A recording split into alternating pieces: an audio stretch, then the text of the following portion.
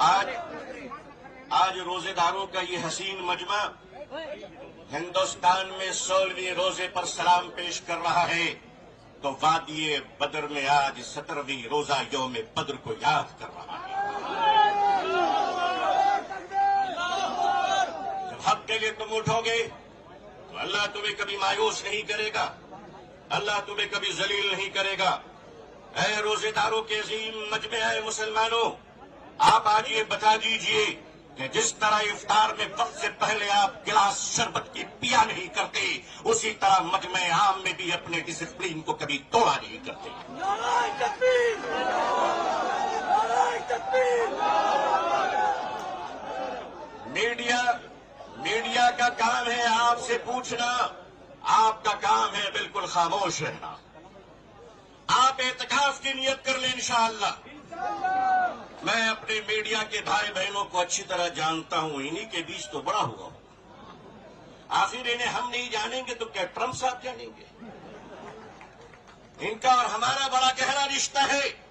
लेकिन आपको ये बता देना चाहते हैं, हम यहां लड़ने या हुकूमत को धमकाने या किसी समुदाय विशेष को ललकारने के लिए नहीं आए हैं, बल्कि जंतर मंतर पर लोकतंत्र और संविधान में दिए गए अपने अधिकार के रक्षा के लिए आए हैं।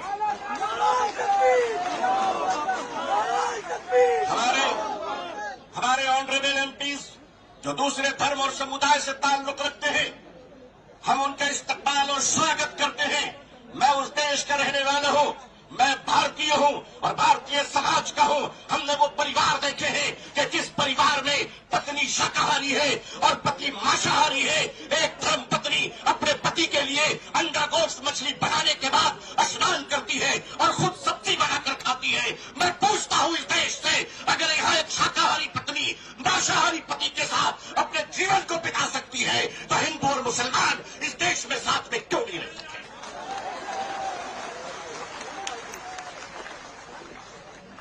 सिर्फ हमारे साथ इफ्तार अच्छा लगता है? सिर्फ हमारे साथ इफ्तार अच्छा लगता है?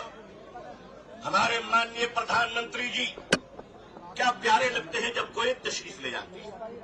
हम तो कहते हैं प्रैक्टिसिंग मुसलमान देखना है तो वो तस्वीर देख लो। अगर आपको प्रैक्टिसिंग मुसलमान देखना है, आपको अगर प्रैक्टिसिंग मुसलमान देखना है, तो पॉलिटिकल पार्टी में इफ्तार देख लीजिए, कितने प्यारे प्यारे हसीन और जमील मुसलमान नजर आते हैं।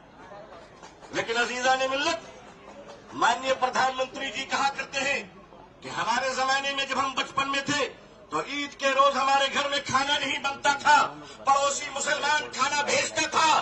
प्रधानमंत्री जी, मुसलमान आज भी जिंदा है, आप इजाजत दीजिए, मोहब्बत से प्योर शाकाहारी खाना हम आज भी ईद में बेचने को तैयार हैं। मानिए, हमारे घर का चूल्हा बंद नहीं हुआ है, आपके दर की मोहब्बत का दरवाजा बंद हो गया है। All India Muslim personal board अपने बुजुर्गों की क़यादत में यहाँ आया है। हमने पढ़ा था कि शेखुल इस्लाम सर पे कफन लेकर जाया करते थे। हमने पढ़ा था कि शेखुल हिंद कफन लेकर जाया करते थे। हम मानते हैं हमने उन बुजुर्गों को नहीं देखा, मगर उन बुजुर्गों की निस्बतों से मुंसलिक ये चश्मो चराग की हिफाजत कर लो मुसलमानों। मुसलमानों, आज अपनी क़यादत की हिफाजत कर लो और क़यादत पर एतमाद कर लो। इंशाअल्लाह याद रखना, हम इस्लाम की भी हिफाजत करेंगे। ऐ देश हिंदुस्तान, हम तेरी भी हिफाजत करेंगे।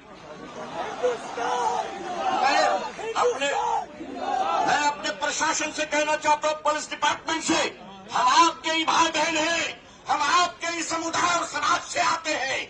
आप हमारे हैं, हम आपके हैं। आज हम हैं, कल नहीं रहेंगे। देश है और देश रहेगा इंशाअल्लाह।